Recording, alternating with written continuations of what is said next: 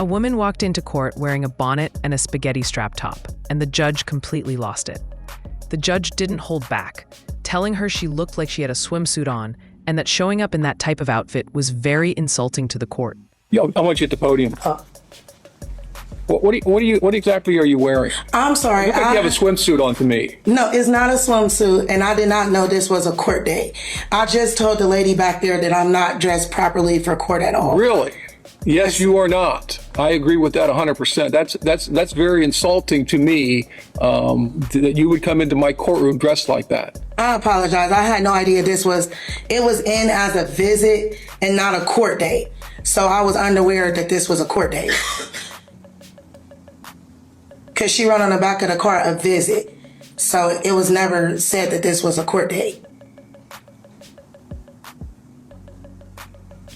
All right, this is case number 23CR40542, the state of Ohio versus Monique Smith. Ms. Smith, the court has received a report that alleges that you have violated the terms of your ILC. Officer's statement of the allegation, please. Yes, Your Honor. Ms. Smith has violated ILC condition number 1, and then on June 11th of 2025, the defendant pled guilty to and was sentenced for 1 count of OVI and 1 count of driving under suspension.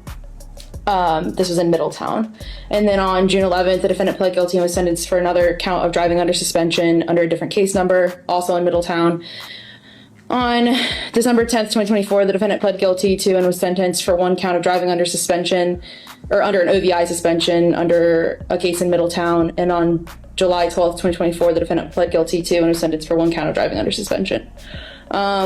As well as ILC condition number 8, the defendant has failed to inform her probation officer of law enforcement contact after picking up a new OVI charge and another traffic offense on March 24th of 2025.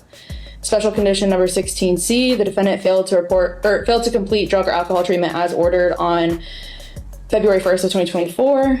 Special condition 16D, the defendant has failed to complete mental health treatment as ordered on February 1st, 2024. Special condition 16E, to date, the defendant has failed to pay restitution in full as ordered on February 1st, 2024. And finally, special condition 16F, to date, the defendant has failed to obtain her GED as ordered on February 1st, 2024. Ms. Smith, do you understand those allegations? Yes, sir. You have a right to be represented by counsel. If you cannot afford an attorney, I will appoint one for you. Do you have the funds to hire an attorney? I do not. Do you want me to appoint you one? Yes, please. Mr. Mall's handing you an affidavit of indigency that you need to sign. Okay.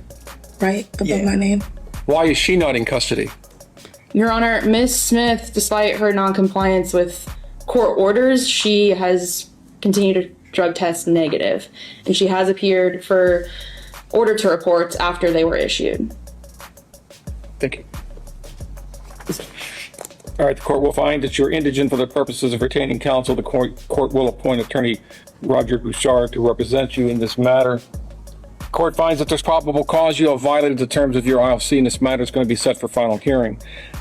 Ms. Smith, I don't know what you expect. Looking at your record, this isn't your first contact with the court, but I'm not sure what you've expected or what you have done in other courtrooms, but this is very different. I'm going to hold you to what I ordered you to do.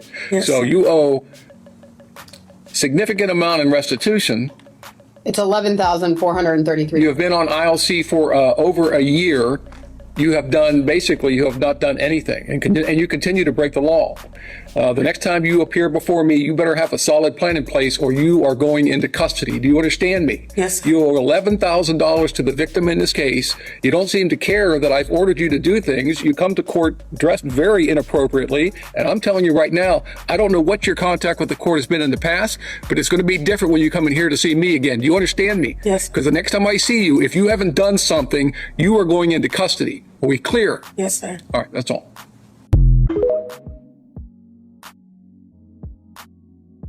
The woman tried to defend herself by saying she thought it was just a visit and not an official court date. But here's the reality. Court is not the type of place where you gamble with appearances. Even if she really believed it was only a visit, what made her think it was okay to leave the house dressed like that in the first place? You don't wear a bonnet and spaghetti straps to a courtroom the same way you wouldn't wear pajamas to a job interview. There's a level of respect expected in that environment, and walking in looking like you just rolled out of bed sends the wrong message from the start. Courtrooms are all about first impressions. Judges, lawyers, clerks, everyone in that room takes their roles seriously. When someone shows up looking unprepared or careless, it makes it seem like they don't value the process. The judge calling it insulting wasn't just about clothing, it was about attitude. This wasn't about fashion, it was about respect. Nobody's asking her to show up in designer clothes, but a basic effort to look appropriate is necessary. Claiming it was just a visit doesn't excuse the fact that she presented herself in a way that undermined her own case. In court, appearances matter, and the judge made sure she understood that.